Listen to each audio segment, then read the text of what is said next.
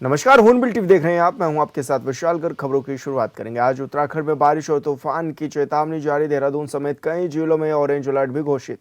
तो ये बड़ी खबर आप तक पहुंचा रहे हैं, जहां पर तेज हवाएं 50 किलोमीटर प्रति घंटे की रफ्तार से चलने की संभावनाएं जताई गई हैं। बिजली चमकने और आंधी तूफान का खतरा भी बढ़ गया है। कई जिलों में हल्की से मध्यम बारिश के आसार भी नजर आएंगे। तो वहीं ठंडी हवाओं से मैदानी इलाकों का पारा भी गिर गया है। 12 अप्रैल तक मौसम का मिजाज बदलने के संकेत दिए गए हैं और मौसम विभाग ने लोगों से सतर्क रहने की भी अपील की है।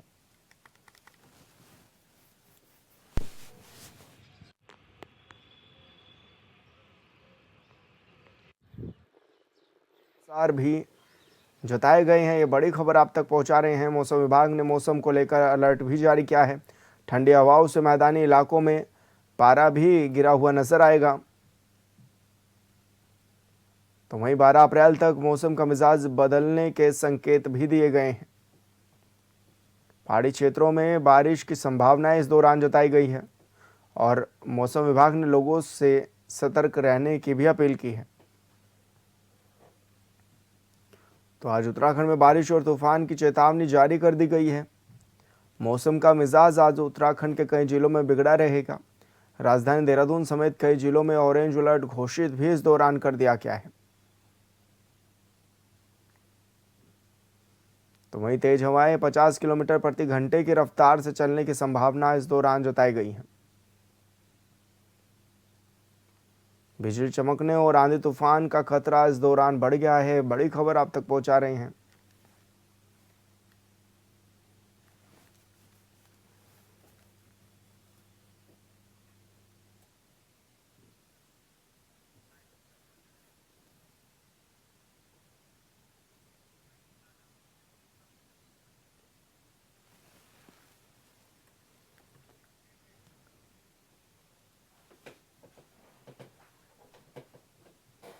एसएसपी देहरादून के निर्देश पर ऑपरेशन प्रहार के अंतर्गत संदिग्ध गतिविधियों पर अंकुश लगाने के लिए पुलिस का सघन चेकिंग अभियान भी चलाया गया है। वहीं एसपी सिटी के नेतृत्व में पुलिस की विभिन्न टीमों ने नगर क्षेत्र में सघन चेकिंग अभियान भी चलाया है। अभियान के दौरान क्षेत्र अधिकारियों के साथ अलग अलग पुलिस टीमें सक्रिय रही। पुलिस ने संदिग्ध गतिविधियों में लिप्त रहे अभियुक्तों के ठिकानों पर भी औचक छापेमारी की है। साथ ही निर्धारित समय के बाद खुलने वाले बार, रेस्टोरेंट और अन्य प्रतिष्ठानों के विरुद्ध सख्त कार्रवाई भी इस दौरान की गई है।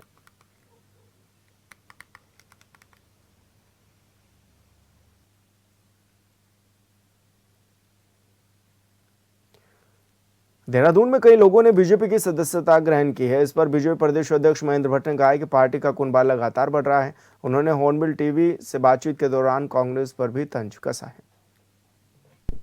बीजेपी प्रदेश अध्यक्ष महेंद्र भट्ट के नेतृत्व में आज बड़ी संख्या में कई नेताओं ने ज्वाइन की है, बीजेपी की सदस्यता ली है और बीजेपी की सदस्यता ली है। सर, क्या कुछ कहेंगे? नहीं, बड़े लोगों ने, बड़ी संख्या में लोगों ने लिए। क्या देखिए, साधु राम जी के साथ कांग्रेस के बहुत वरिष्ठ नेता थे हरिद्वार के अंदर, उन्होंने ज्वाइन की। नारायणनगर के ब्लॉक प्रमुख उन्होंने ज्वाइन की। ऐसे अनेकों लोग हैं जिन्हें सोचेंगे, उनके सबके नाम आप तक पूछेंगे। भारतीय जनता पार्टी बढ़ रहा है। आज स्थापना दिवस के दिन भी सैकड़ों की संख्या में आज लोगों ने बीजेपी स्थापना दिवस किस तरह से मना रहे हैं सर बीजेपी? स्थापना दिवस बहुत भव्य से मनाया हमने। आज प्रातःकाल तिरंगा फहराया। कल सब लोग, आज और कल सब लोग अपने घरों के अंदर कमल का झंडा लगाएंगे। पार्टी का एक बहुत अच्छा माहौल पूरे प्रदेश में खड़ा होगा। अच्छा, कुछ लोगों ने कांग्रेस में ज्वाइन किया था, उसको लेकर के आपका क्या कुछ कहना है सर? पता नहीं कौन लोग, तो वहाँ टेंशन हो रखी है, उससे देखें कांग्रेस को, तो मुझे कुछ नहीं कहना। धन्यवाद। हमसे बातचीत करने के लिए प्रदेश अध्यक्ष महेंद्र भट्ट जी हमारे साथ जी को बता रहे थे कि आज पार्टी में कई लोगों ने सदस्यता ग्रहण की है और 2027 के लिए भी पूर्व रणनीति बनाई जा रही है। ऑन टीवी के लिए देहरादून से विशाल गर्ग। खबर नैनीताल से है, जहां मंगोली और बजनू इलाके की महिलाओं ने शराब की दुकानों के खिलाफ 9 दिनों तक चले आंदोलन के बाद जीत हासिल कर ली है। महिलाओं के चौकाजाम और आत्मदाह की चेतावनी के बाद आबकारी विभाग के निरीक्षक देवेंद्र सिंह बिस्ट के मौके पर पहुंचकर आश्वासन दिया है कि मंगोल, बजून और खुरपाताल में शराब की दुकानें नहीं खोली जाएंगी। प्रशासन ने दुकानों को निरस्त कर दूसरी जगह स्थानांतरित करने की प्रक्रिया भी शुरू कर दी है।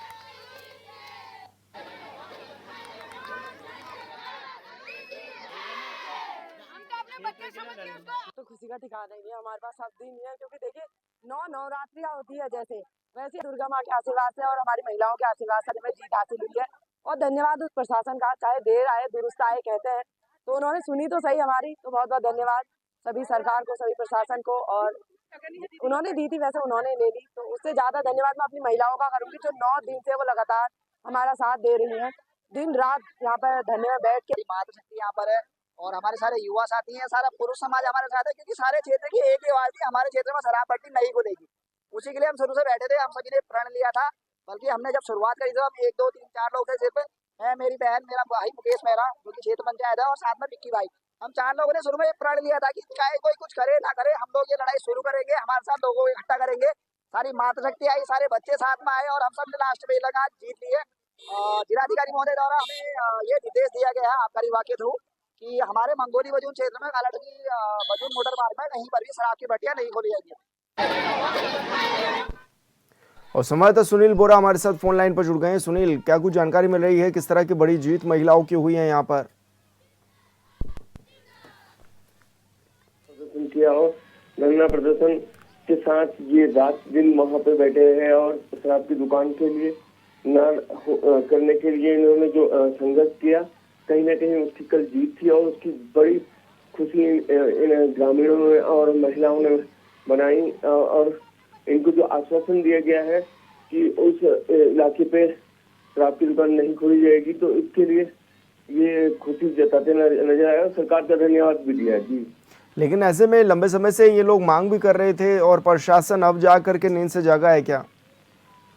बिल्कुल, जब इन्होंने उसमें कड़ा रुख अपनाया, पहले ये धरना प्रदर्शन में बैठे तो इनकी सुधरने के लिए कोई नहीं आया। उसके बाद इन्होंने चक्का जाम और अमर कहते आत्मदाह की तक धमकी दी। उसके बाद प्रशासन चेता और प्रशासन ने इनकी बात मानी। लेकिन अभी क्या कुछ मांगे इनकी थी और क्या किन पर सहमति बनी है अभी सुनील? ये चाह रहे थे जो इनका जो गांव है, गांव के बगल में एक शराब की दुकान खोली जा रही थी, वहीं पे एक सामूहिक स्वास्थ्य केंद्र था जहाँ महिलाएं अक्सर आया जाया करती थी। ऐसे में अगर शराब की दुकान खुल जाती तो उन महिलाओं को आने जाने में काफी दिक्कत होती और वहाँ पे स्कूल भी था जिसको लेके रोज वहाँ पर बच्चों का आना जाना और ये सब कुछ था। तो ये ग्रामीण काफी डरे हुए थे और जिसके चलते इन्होंने ये आंदोलन किया और आंदोलन की वजह सफलता मिली। ठीक है सुनील, बहुत शुक्रिया आपका तमाम जानकारी साझा करने के लिए। खबर कालाढूंगी से है, जहां एक पीड़ित परिवार ने अपनी भूमि पर अतिक्रमण की शिकायत लेकर कालाढूंगी के उप जिलाधिकारी विपिन पंत से मुलाकात की है। ऐसे में पीड़ित परिवार ने उप जिलाधिकारी से मांग की है कि उनकी भूमि को अतिक्रमणकारियों के कब्जे से जल्द मुक्त कराया जाए और भूमि की पैमाइश भी कराई जाए। शिकायत सुनने के बाद उप जिलाधिकारी विपिन पंत ने तहसीलदार, कानून को और पटवारी के निर्देश भी दिए हैं कि पीड़ित परिवार की समस्या का जल्द समाधान किया जाए।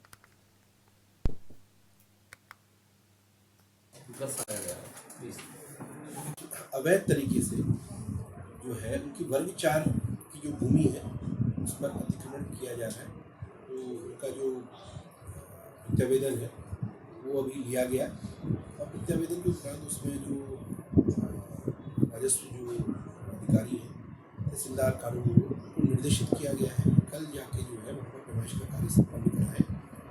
और जो प्राइमरी जो उनकी जो कंप्लेंट है वो ये है कि जो 141 की जो भूमि है उसकी आड़ में वर्ग 4 जो कि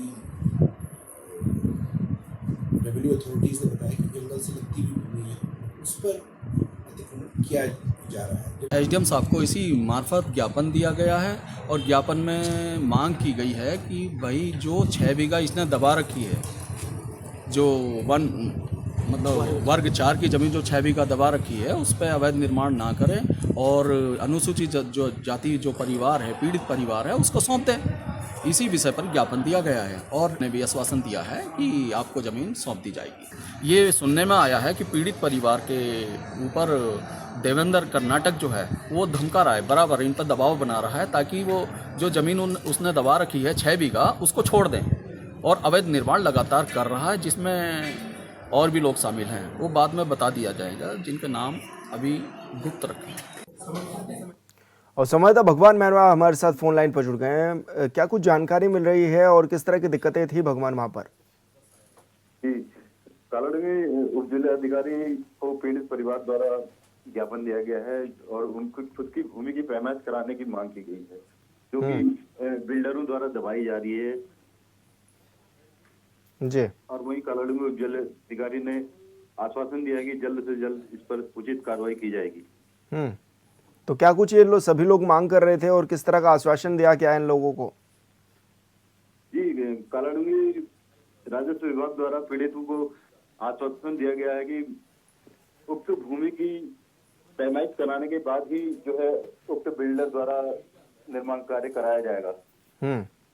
इसको लेकर विवाद बना हुआ है, जिसको कालाडूंगी एसडीएम विपिन चंद पंत ने बताया कि पीड़ितों को आश्वासन के साथ बताया कि आपके साथ न्याय किया जाएगा।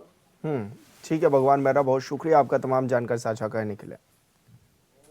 खबरों में आगे बढ़ेंगे। कालाढूंगी निवासी मानवी तड़ियाल ने हरियाणा के चंडीगढ़ में हुई डांस प्रतियोगिता में प्रथम स्थान प्राप्त किया है, जिसको बधाई देने का सिलसिला जारी है। इसी के चलते बीजेपी के प्रदेश उपाध्यक्ष राजेंद्र सिंह बिष्ट ने मानवी के घर पर पहुंचकर शुभकामनाएं दी। वहीं उज्ज्वल भविष्य की कामना करते हुए उन्होंने कहा कि मानवी ने क्षेत्र सहित उत्तराखंड का नाम भी पूरे देश में रोशन किया है। प्रतियोगिता चंडीगढ़ में हुई थी, खरड़ मोहाली रायत बहारा यूनिवर्सिटी में 26 मार्च को। मैंने KKSD किसमें कितना है दम के टीवी रियलिटी शो में प्रथम स्थान प्राप्त किया है और मैं इसका श्रेय अपनी मम्मी को देना चाहूँगी। धन्यवाद। हमारे इस कालाडूंगी विधानसभा की एक बच्ची मानवी तड़ियाल ने इसमें है कितना दम ऐसा टीवी सीरियल में प्रथम स्थान प्राप्त किया। ये उत्तराखंड प्रदेश के लिए, विशेषकर हमारी इस विधानसभा के लिए भी सौभाग्य प्राप्त है। मैं सर्वप्रथम इनके माता पिता को, जिन्होंने इतना प्रयास करके अपने इस बच्ची को यहाँ तक पहुँचाया है, और मानवी को मैं इसलिए भी बधाई देता हूँ कि एक छोटी सी उम्र पर इसने नेशनल लेवल पर ये टीवी सीरियल में किया है और प्रथम स्थान प्राप्त किया। मैं शुभकामनाएं देता हूँ, इसके परिवार को भी शुभकामनाएं। देश की सियासत में एक अहम दिन है, जहां एक ओर भारतीय जनता पार्टी अपना स्थापना दिवस मना रही है, वहीं दूसरी ओर इस मौके पर कई बड़े सवाल भी खड़े हो रहे हैं। सवाल सिर्फ जश्न का नहीं बल्कि उस विचारधारा का है जिसने एक लंबे संघर्ष के बाद भाजपा को देश की सबसे मजबूत राजनीतिक ताकत बना दिया है। और वहीं कांग्रेस, जो कभी आज़ादी के आंदोलन की धुरी थी, आज अपने अस्तित्व की लड़ाई क्यों लड़ रही है? क्या बदला, कैसा बदला और किस तरह का है ये रिपोर्ट में देखिए।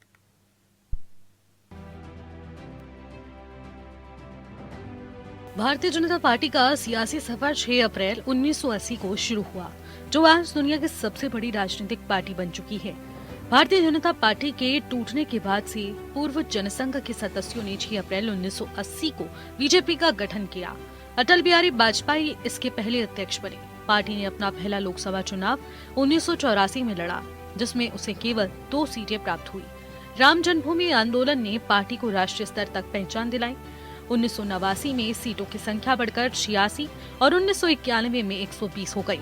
1996 में अटल बिहारी वाजपेयी के नेतृत्व में पहली बार 13 दिनों की सरकार बनी। बाद में 1998 को और 1999 में गठबंधन के साथ पार्टी ने 2004 तक शासन किया। 2014 के चुनावों में नरेंद्र मोदी के नेतृत्व में बीजेपी ने पहली बार अपने दम पर पूर्ण बहुमत हासिल की। इसके बाद 2019 और 2024 में बीजेपी पार्टी ने सत्ता बरकरार रखी। राम मंदिर आंदोलन से लेकर भ्रष्टाचार के मुद्दे, राष्ट्रीय सुरक्षा से लेकर विकास की राजनीति तक, भाजपा ने उन मुद्दों को केंद्र में रखा जो सीधे जनता की भावनाओं से जुड़े थे। यही वो रणनीति रही जिसने भाजपा को 2014 में ऐतिहासिक जीत दिलाई। इसके बाद पार्टी ने सिर्फ केंद्र में ही नहीं बल्कि राज्यों में भी अपनी पकड़ लगातार मजबूत की और सत्ता का विस्तार करती चली गई।